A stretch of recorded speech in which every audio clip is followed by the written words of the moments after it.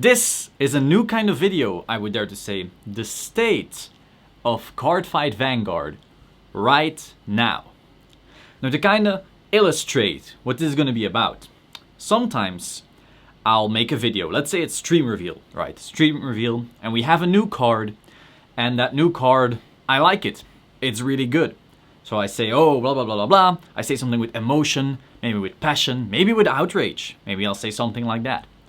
And so in the moment, I see that card, and that is what I think about that card. I'm not interested if a card is really bad in my eyes, going, that's pretty interesting, maybe this or that. Or if I really like a card, going, this is maybe strong, maybe overpowered, I don't know. I don't like that. I don't like to say things I don't mean in order to have people like me.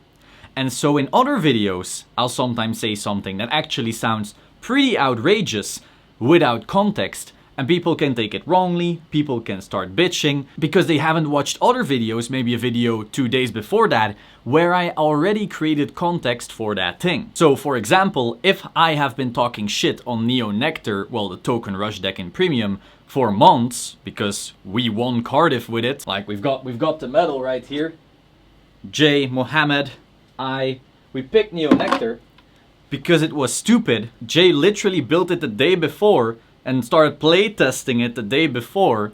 Clearly it was too easy. Clearly it was ridiculous. His record was insane. He's a really good player, by the way, but we picked it because it was so unfair at the time. And so I've wanted it gone forever. And then suddenly the new ban list hits, murders like a bunch of decks, doesn't hit that one. In the ban list video I say, that's gonna be a problem. But then 2 weeks later, we get an event where Neo has insane top representation, and I rant about it for 3 minutes. Then people start bitching, going, oh, you ranted about one deck for 3 minutes. Like, no. This has been building for 3 months, but you lacked context. So that's why we are doing this type of video from now on. I am gonna start making the State of Vanguard videos, where I just give you my thoughts, my perspective, my opinion. I shouldn't have to, but I think it's very valuable. I'll just give you my view. Maybe it's wrong, maybe it's right. Maybe in 3 months we can go, look what the idiot thought.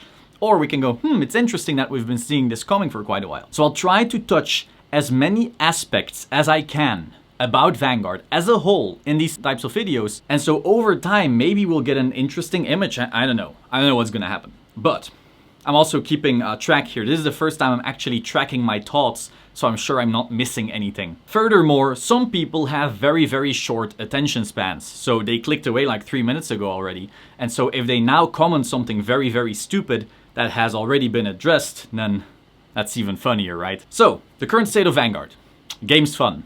That's the video. Thank you very much. No, just kidding. So let's start with Standard. We're currently about to enter the VBT06 meta, so Phantasmal Steed Restoration. So Shadow Paladin, Pale Moon, DI, Murakumo are just getting their support. I've been playtesting this format a damn lot. This is actually the first time that I have taken Standard seriously for a season and actually tried testing for it. First time. And this has actually been the most fun I've had in Standard so far. So that's saying something. That's good. It's pretty fun. The meta is not very diverse, but it is way more diverse than we've had before. So before this, before the ban list, it was Bermuda or die. You had a few decks that started popping up because Phantasmal is a new level of power, I would dare to say. But still, had Bermuda been untouched, I would still take Bermuda in Phantasmal Steed Restoration meta. Remember that my standard deck choice is completely decided by this is the best deck. That's it. So I should probably explain why as well. One thing I've really noticed past seasons in Standard, so far, not necessarily now, I don't know that yet, I can't see the future, but past seasons in Standard, you could take just the best deck. And because everything was so linear and easy, you could make all kinds of misplays throughout the day. I don't even know how, because it's really simple and still top. So Standard the past 2 seasons was just take best deck, hope you stack, cool, you've got a top. That's it. Now obviously there's also good players making good plays, blah blah blah blah blah. But I've seen this over and over and over again now. I really regret ever playing a non-best deck in Standard. Now obviously in Premium you also want to be playing the best deck, but more on that later, we'll get to that. So now this season I want to play best deck in Standard. It's actually been pretty fun. But the level of power that Phantasmal Steed has introduced is beyond anything we've seen before, I would say. So we often have the whole, oh, power creep, blah, blah, blah, blah, blah. I really don't want to use the word all the time, but it has been a thing that's been pretty active lately. And especially now, what I've noticed is that, sure, you've got a few good decks from previous sets. Let's say Narukami, DP, sometimes Nova and Aqua Force, depending on which pieces they draw. But everything else gets utterly annihilated by Phantasmal Steed decks. Obviously, stack exists, like you can get very unlucky, okay, blah, blah, blah. But generally, when you are playtesting these decks, you will notice you really don't stand much of a chance. So you really have to be on one of these latest decks, apart from the couple I've already mentioned. Now that's fine, because Bushiroad needs to sell sets. That is the way a game that doesn't actively rotate needs to sell sets. There has to be a new power level every single time. The only question is, of course, how fast do you go? I feel like Phantasmal has been pretty fast, but it is actually pretty fun. I've been playing all 4 decks of that set, and they're all pretty strong, all pretty fun. They're not really hard like any of them. I would love for them to be a bit harder, but they're not. So, now that we've kind of set the stage there, the question is, what about competitive viability? Now, when we talk about competitive viability of a game, in my opinion, there is only one singular question. But remember, it is completely divorced from whether or not it's fun. It is irrelevant. Competitive viability is, in my opinion, all about if a player is more experienced and more prepared and makes better plays, how often do they beat an average or below average player? If someone just started out, and that's fine, you know, they just got their first deck, they're trying to get their foot in the door of the game, they're going to their first BCS. If you sit in front of them and you have prepared your ass off, you have played so many hours, you know everything. If you were to play 10 games against said player who just started, what is your win rate? If your win rate isn't overwhelmingly high, there is something wrong with the competitive aspect of the game. Because why would you even try so hard if trying hard doesn't net you consistent results? Why would you test 100 hours knowing that someone who hasn't even tested one game will beat you anyway? That is the question of competitive viability to me. Now, previous seasons, Standard to me was competitively unviable all around.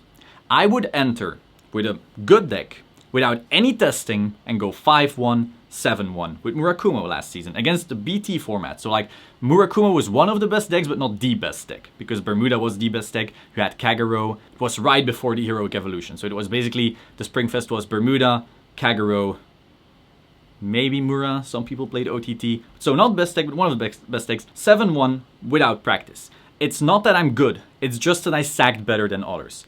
And so that is an issue to me. But that's past seasons. Now we're talking about the current season. As I said, I've had loads of fun. However, I test on Cardfight area. And so I create files, deck files, for a friend. This time it was Noman. And so I gave him these files with decks. I said, play these against me. Try your best. And as he was reading the cards for the very first time, he went on a complete win streak against me. I lost 5 games in a row. I was playing flawlessly because, again, it's not a hard deck. I wasn't playing a hard deck. It was very, very easy. But he just went first, and going first is very, very strong. He would get more triggers, and triggers are far too powerful at this point in time. And so I would just lose with... Maybe I'm just really bad. Maybe I suck at the game. That's fine. Maybe. But looking back at these replays, no. Just, like... This was so frustrating. So right now, I'm preparing for BCS, Standard and Premium. But in the Standard section, I'm going back between 2 decks right now. And so I'll play deck A, and I'll win the whole day. I'll play 20 games in a row. Win them all, apart from one. I think, wow, I am a god.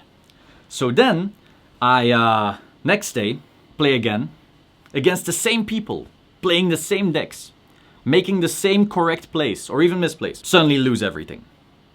Okay, this is weird. Maybe I need to change to deck B. So I start playing deck B.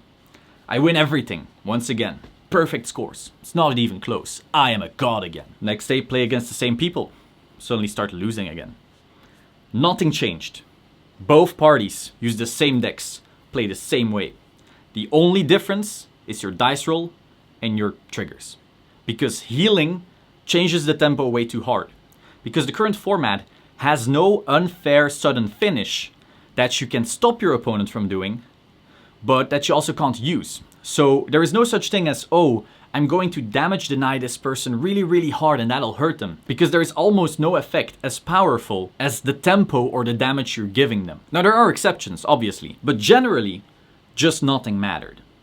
So competitive viability is still pretty questionable. Now, I may be biased because I'm only testing against really good players.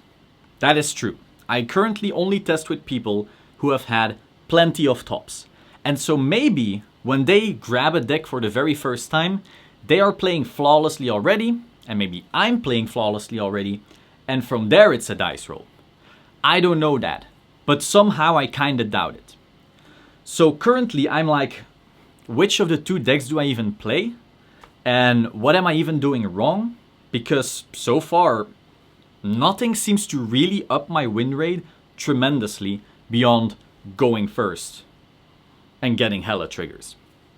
Heals are just too powerful. There is no effect in the game, like let's say a Morfessa or an Ultima or something crazy like that, that can completely turn the game around. The only thing that can completely turn the game around is hitting 2 heals.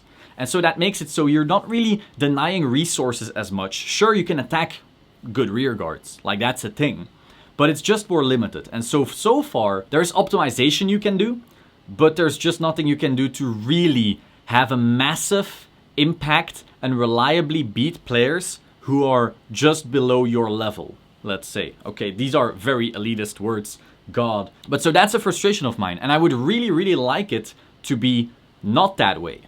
Because that would mean I could prepare a lot and then do well, reliably, and that'd be amazing. That is my preference, but it's not the case. So that is the standard side for now. But again, I will say, it is quite fun for the first time for me. Like the first time it was actually fun for me was Grand Blue post My Glorious Justice. Like there were some things you could do.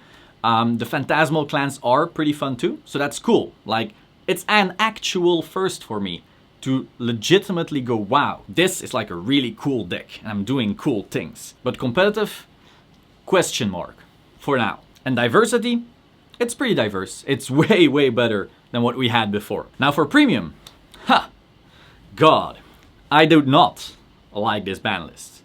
Now to get it out of the way, I do not care about any of the decks that were hit. If you want to know, my favorite clans are Grand Blue, Great Nature, Shadow Paladin, Dark Irregulars, maybe Aqua Force still, it really depends. The Tavas playstyle I really like, the current V playstyle not so much. So but those 5, those are my favorite clans. Anything that gets hit beyond that, don't care. If they would hit Morfessa, I wouldn't really care either, honestly. So it is not a clan bias. I think this list is bad because they murdered a lot of decks and then didn't hit Neo. So we've had this before already. Oh, you hate Neo. Yes, I actually don't like Token Rush. Now I will say I like Asha. I really thought that playstyle was pretty cool.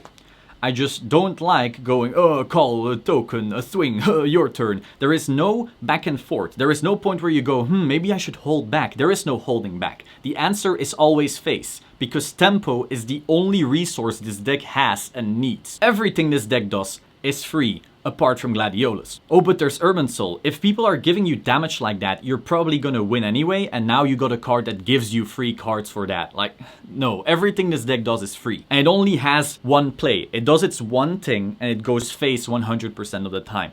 I don't like that, because again, going back to competitive viability, people with no experience can pick up Neo Nectar and beat way better prepared players. Now, if Neo Nectar is so strong, why wouldn't you just play it yourself and up your chances? Here's the issue. You take an average player and you take a very prepared player. They're both playing Neo. The matchup is just all RNG. Because the deck does one thing and one thing only. There is no depth beyond that. And so are you really gonna let your whole like top, your potential top, go to waste for dice rolling, that sounds pretty bad to me. With that being said, Phantasmal is coming out, we'll see what that actually does. We still have some other decks that are also pretty good. I just don't like the ban list murdering so many decks and then ignoring Neo Nectar. Now some people go, oh, but Luard is still there. Morfessa, she's broken. Here's the issue. As long as Katrina exists, as long as Neo Nectar is a deck, Luard is not a deck. That's it. It's like, if Gridora was the best deck in format, Grand Blue and Pale Moon would not be decks. Neo Nectar rushes your face in, and Luard is extremely combo piece reliant. So you have to guard with those pieces, and now you can't do your whole loop, and you die. But again, I don't care really about Luard all that much. I just played it in Cardiff because I thought it was a good pick. It is a very fun deck though. However, the format as a whole, when I'm playing Premium Great Nature or Premium Grand Blue, is extremely fun. Like, there are so many lines of play one can do. I really enjoy that. But the existence of Neo Nectar is just kind of bugging me. Now, meta diversity, we'll have to see. We haven't really had that many events yet to really give a good idea of what it will look like. If it looks anything like New Jersey, where we had 6 Neo Nectar in top 8, wow, kill me. But otherwise, we'll see. Like, we had 2, 3, 4 premium events. The results did line up with everything I feared, but we'll see. Now, there's some other interesting things in premium, but I'm not talking about those. So that is the 2 formats. Both are fun. Both are, I would say, standard, competitively viable. Don't really know. The testing seems to say no. We'll see what the actual regional results say. Premium, really fun, apart from Neo Nectar. Competitively viable, less so than last season's, is what I'm currently saying. I do think previous seasons were actually more skill intensive than the coming one, if at least it remains this Neo Nectar thing. Moving on to the next one, Vanguard EX. That's a cool one. I personally didn't buy it. I regret that decision. So when I first saw it, I was like, oh, it's all Japanese. I don't speak Japanese. I don't read it. I know nothing about Japanese, the language. So what am I gonna do with this game?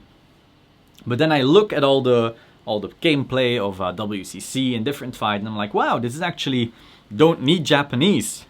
Oops. And it actually looks pretty fun. Now the AI apparently is really dumb, to put it lightly. It'll make a lot of misplays, and so when you're playing against the AI, don't assume you're getting in good practice for a BCS, because it just doesn't behave like a rational human being. But the game overall just looks really fun, really good. Now that does bring us to the question, why is this not a thing in English? Now I'm not talking about Vanguard EX being ported into English. I received some people going, oh, can you please sign this petition and share it, and maybe we can port this to English? These things are being decided months in advance. If they have already announced so many things and shown all this beta gameplay and all this kinds of stuff, don't expect a petition to change anything. They're not porting it to English based on that. The only thing we do have going for it is if everyone keeps on making fake Japanese accounts to try and get people to buy the game in the West, they will notice on their servers, on their backend, their dashboard, hey, we have loads of downloads to the West, but from Japanese people. That's interesting. So after a while, they may realize, God, we have like 50,000 sales in the West. It would cost us a little bit of development, but maybe this could work. Maybe Vanguard EX2 or something like that needs to be ported into English. And so that may be good. Maybe we will get a second version along, you know, a few sets into the future, probably a year, 2 years, something like that. That'd be pretty interesting. That'd be pretty cool. I really think that could help the game. However, what is way more important than this, because remember, we are not getting DLCs in this game. We are not getting new expansions. This goes to Raging and nothing beyond. We should need some kind of online sim. Now, this has been said many times before. There have been people many years ago and years now and months ago and so forth constantly trying, oh, I'm gonna make my own CFA and it's gonna do everything they do wrong right. And every single time they give up, because it is very hard to develop. Furthermore, if you make it really good, maybe Bushiroad doesn't like it, because you are using, like, you know, you're basically taking money from them in their eyes. They see, oh, people don't have to buy the cards because they're playing it on this online simulator. That hurts our sales. Let's take this down. And then, you know, you put so many hours, maybe even money, resources, multiple programmers into developing this thing. Now what? You lost your whole work. So it should be Bushiroad making this kind of online simulator like Vanguard EX, but that gets updated with all the cards. That'd be pretty cool. Everyone wants that. It's not some revolutionary idea. I think everyone ever has thought, I would really like to play this. But here's the side we haven't looked at. Pokemon TCG Online makes a boatload of money for Pokemon. It stimulates pack sales, even for vendors, because a vendor buys a pack and knows by default it will have a PTCGO code that they can either sell as a whole to some company that sells only these cards, or they can sell these codes separately and make just extra money. It's just free money in these packs. Also, they have this online shop, I think. I would have to double check that with the coins and whatnot, but anyway, it's making them money. Magic Arena is making them insane amounts of money. Wizards, that is. Wizards is making a crap ton of money. Because now, let's say you want to playtest Mono Red Aggro, you know, that has been the thing the last seasons. You not only had to buy the physical cards to play Mono Red Aggro, you now also had to buy the coins, the microtransactions, whatever, to try and build it online so you can playtest. So Magic, or Wizards, is making money twice. That's great for them. They could even turn Magic into an esport for this reason, because now you don't have all the limitations that pieces of cardboard have, and they can make this huge spectacle. And as we have seen, Magic Arena has been a huge success. We've seen people like PewDiePie play it, and so the game just exploded. War of the Spark with their trailer with millions of views, like that stuff exploded. And mostly because Arena exploded right before War of the Spark. So you had all these people starting to play Magic because of Arena for the very first time, and then they drop War of the Spark, biggest set. Now biggest, I actually don't know, but there was just way more hype than I've seen for a Magic set in years. If Vanguard could have its own Magic Arena, but then Vanguard Arena, not only would that be great for Bushiroad, because it's just way easier to expand the game digitally and then upsell people into the physical card game than it is to just sell the card game. Because if you need to sell a card game in a new location, let's say there's a local game store in Finland and they want to start selling Vanguard, if there is no players, you have to go, oh, 10 of you, please all make the consecutive decision to start playing Vanguard all at the same time and now buy all our packs. That is just way harder than going, oh, here's a code. You get your first free trial deck online, which costed them nothing, by the way, beyond like your dev they already did. Now you have one player who can play from Finland against someone in Japan, and they got into the game. And then they tell one friend, and that's all they needed to really start, because they weren't reliant on one location suddenly having a bunch of players. Beyond that, you would also just have this whole esports thing. You could really up the production value, because again, you're not reliant on cardboard. And of course, the whole poor shuffling or cheating or anything like that just doesn't work digitally. So you could even have your tournaments be ran at a higher level with less, oh, he did this wrong, or he did this wrong, or his deck list, you got a DQ in top 8. Weird stuff like that. It happens. We're all humans. We all make these random little mistakes that then ruin an event for you. You just don't have that digitally. Now, it shouldn't destroy physical cards. I prefer playing physical cards. It would just make a ton of money. The question is a development worth it? Because of course, once you're going, sure, makes money. Everyone can see that. But development costs are high. Everyone wants to be a mobile game these days. Would you make it a mobile game? Is Vanguard easy enough to be a mobile game? Like, you have all these things you can do and swipe and... Next up, tournament structure. Damn, this is gonna be a really long video, but I think it just paints my current thoughts pretty well. And so that way you have context for things I may say in the future. I think the tournament structure is fine. Now, would it be cool to have best of 3? Yes and no. A local being best of 3 is more skill intensive, yes, but it's also dreadful. I've done shop challenges where I played a slow deck. Let me tell you, that wasn't fun. Rounds took too long. People went into time all the time. You had a local that was supposed to start at 2 and end at 6. Well, you started at 2 and you end at God knows midnight. I don't know. It just takes too long. And if it's a shop challenge, you also have a top cut. So a shop challenge is a local, by the way. Is that something we need to discuss? People going crazy that they want a shop challenge? Okay, whatever. A shop challenge is a local, but it's still like an important local, let's say. But having these be best of 3 and to top cut is just really dreadful. It takes too long. Because you have your 4 or 5 rounds, which is almost as long as a regional, and then you also have a top 8, which is again almost as long as a regional, if you reach enough people, but sometimes you do. Now for regionals, we actually already have a time issue. We usually start at 10 or 11, depending on how they do their registration. The tournament starts, and it's usually only by maybe 6 that we go to top 8. And top 8 then usually ends at 10-ish, if you're lucky. How would you make that best of 3? You would have to make it a 2-day event. But we have multiple formats. So you would have to make it a 4-day event or run them alongside each other.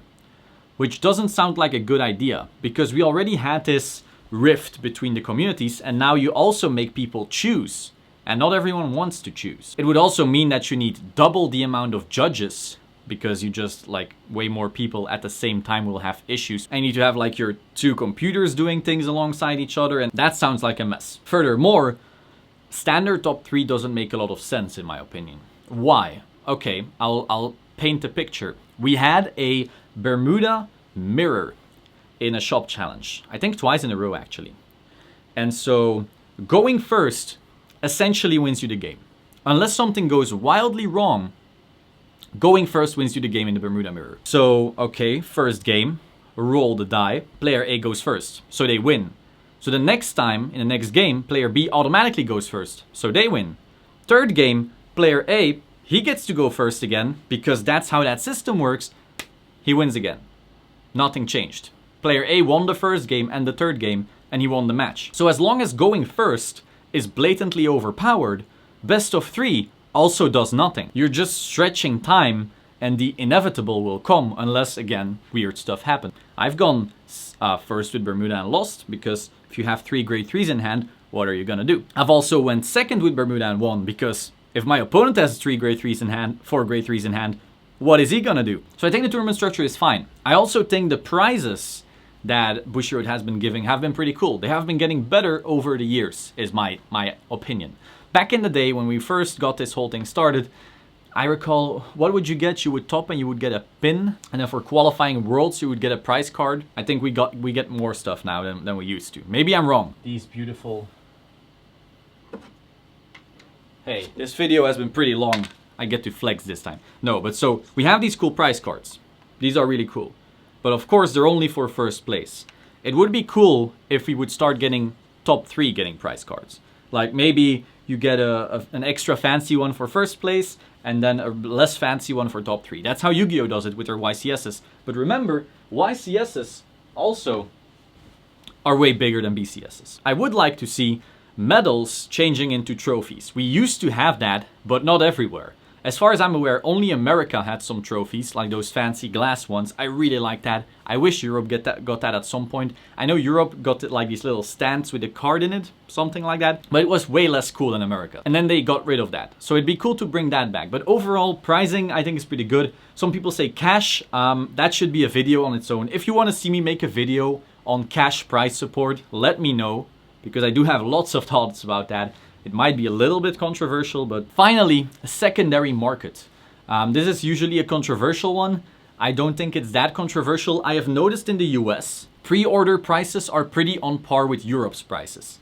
That makes very little sense because Europe prices for Vanguard are always going to be higher than US prices for the simple fact that our cases are higher, our import taxes are higher, and our taxes overall are higher. If you want to know, let's say you start a person business, so not an LLC, you pay 54% income tax in Belgium, you pay 21% VAT, and you also pay, I think, like 5 to 6% regional tax. something like that, and that doesn't actually cover your health because you also have this social security kind of thing that you also have to pay on top of that. Now, if you were to make an LLC kind of business in Belgium, that'd be 21% VAT, 33% business tax. Your regional still exists, so like 5 or 6. Your personal security kind of thing you still have to pay. And then if you pay yourself out any kind of wage out of your business, that's also again taxed at personal income 54%. So if I then look at a place like New Hampshire in America, where you have a 0% sales tax and a 0.5 income tax, something like that, maybe I'm switching them up, there's a pretty good reason why Europe's prices are higher than America's. This is also why America now has 50,000 vendors. Again, hyperbole, there's no 50,000 vendors, and Europe has like 10. It's a little more, a little hyperbole, but you get what I mean. So America's pre-order prices being the same as Europe's makes no goddamn sense to me. Because America, your prices are just, they're so goddamn low. As a European, I'm very jealous.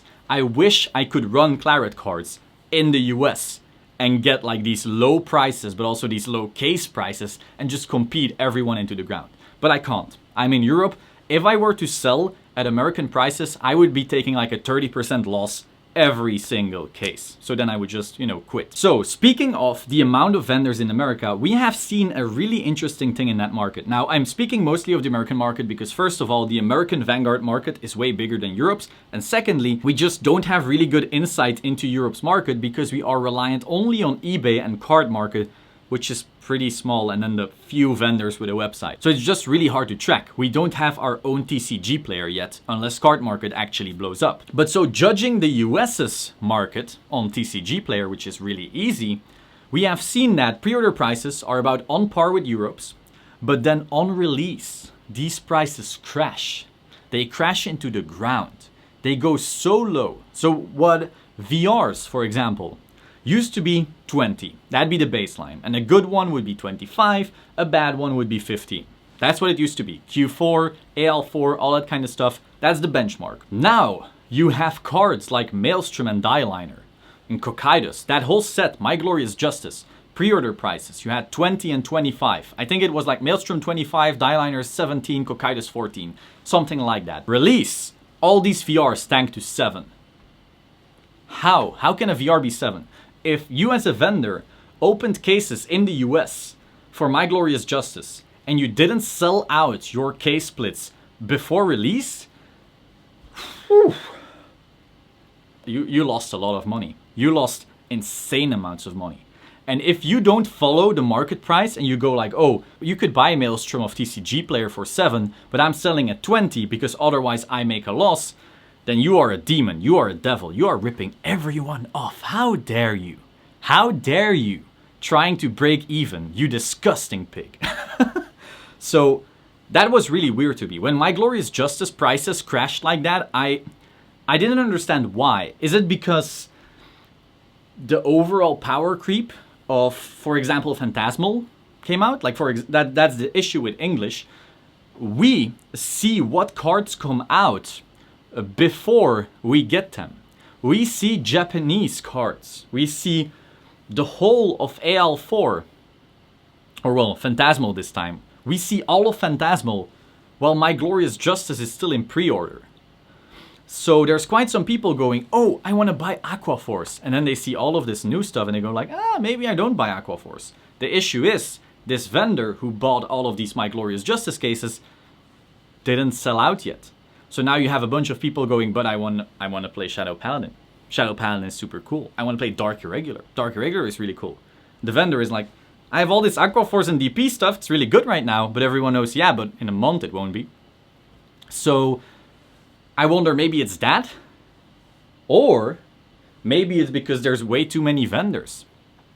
Maybe America has such an abundance of vendors buying all these cases at like 50 cases at once or something like that. And maybe 20% of the vendors can actually cover all the whole player base there. And so then you have the other 80% who's there like, well, I still have these cards, I can't sell them, well, Maelstrom is supposed to be 25, but I'll sell you for 20. And the next one goes, oh, I'll sell you for 18. Please buy it off me. I'll sell for 14. I'll sell for 10. I'll sell for 7. Please buy my Maelstrom for 7. Because if you don't, I'm gonna have lost so many thousands of dollars because no one wants them. Because everyone already bought their decks because there's too many vendors. Now, I don't know this. I don't actually know if America has too many vendors. It's just something I've noticed. Prices have been crashing for the last 2 sets. Not before this. The Heroic Evolution went up, I think, most of it. Like the Great, that was Heroic Evolution, right? Like the pre-order prices were 28, 27, maybe I'm misremembering, but then they suddenly went to 45, like crazy. And then they started going down again. But My Glorious Justice, God. Ariel Steed Liberation was better, but not like as good as the Heroic Evolution as far as keeping those prices up. Now for the players, this is great. Because the players are like, wow, I can upgrade my deck for so much cheaper now. The issue is, if this vendor now goes, well, I have made a loss. I've made like a $2,000 loss or a $5,000 loss.